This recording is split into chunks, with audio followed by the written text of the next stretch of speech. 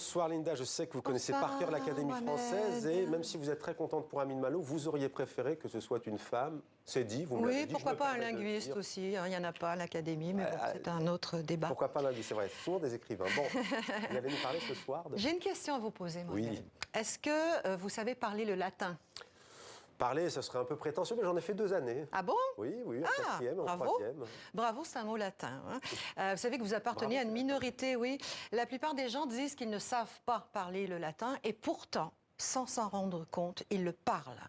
Caméra, vidéo, médias, lavabo, ultimatum, virus, utérus, phallus, je continue? Non, arrêtez-vous là. Ce sont des mots qui ne sont pas issus du latin, comme le 85% du vocabulaire de notre langue française. Ce sont des mots latins que la langue française a repris tels quels, sans les modifier. Quiproquo, libido, in vitro, etc. Vous disiez in fine tout à l'heure, on parle tous latin. Et c'est normal, puisque la langue française descend du latin, comme l'italien, comme l'espagnol, comme le portugais. Nos ancêtres, les Gaulois, se sont mis à parler latin à l'époque de l'Empire romain, qui leur a imposé sa langue. Aujourd'hui, plus personne ne parle le latin en tant que langue maternelle. C'est la raison pour laquelle on dit que le latin est une langue morte, bien qu'il soit encore l'une des langues officielles du Vatican. In nomine Patris et Filii et Spiritus Sancti. Si je vous parle de ça, Mohamed, c'est à cause de cette malheureuse affaire de visa. Vous en parliez hier, justement, la France ne délivre plus de visa aux ressortissants du Mali, du Niger, du Burkina Faso, ce qui a provoqué la stupeur et l'indignation chez les étudiants, les artistes qui devaient venir se produire en France. Et j'ai découvert à cette occasion que visa est un mot latin, un mot que le français a repris tel quel. Un visa qui signifiait chose vue chez les Romains était apposé sur des actes visés, vérifiés. De nos jours, un visa, c'est un tampon sur un passeport qui nous permet d'entrer dans un pays qui contrôle les arrivées sur son territoire.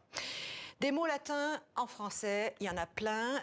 Agenda, dérivé du verbe agere, agir. L'agenda au Moyen-Âge, c'était le registre des offices du jour, des tâches à accomplir. Ça n'a pas beaucoup changé. Vous étiez où, vous, hier soir, entre 20h et 20h30? 20h, je rentrais de 64 minutes. Vous avez un alibi?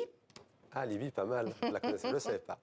En latin, alibi signifiait ailleurs. Aujourd'hui, quand on demande l'alibi de quelqu'un, on lui demande de prouver qu'il était ailleurs. C'est une condition sine qua non, absolument nécessaire pour l'innocenter, faute de quoi il devra faire son mea culpa, reconnaître qu'il a eu tort. Un mot à la mode, tiens, gluten. Le gluten, c'est cette protéine visqueuse dans les céréales qu'on accuse de causer des intolérances alimentaires ou des allergies. Eh bien, gluten, c'est un mot latin qui signifie colle. Gluten a aussi donné le mot glu, une colle super forte, voire un individu particulièrement important.